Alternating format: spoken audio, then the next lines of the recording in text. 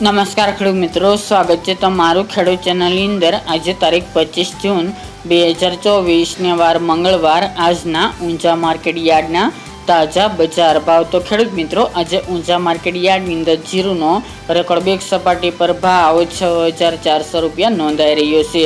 આજે ફરીવાર મોટો ઉછાળો જોવા મળી રહ્યો છે જીરુના ભાવમાં। તો ચાલો આપણે જાણી લઈએ કે આજે રાયડો, જીરુ અને અજમાના ભાવ ઊંઝા માર્કેટ યાર્ડની અંદર શું ચાલી રહ્યા હતા।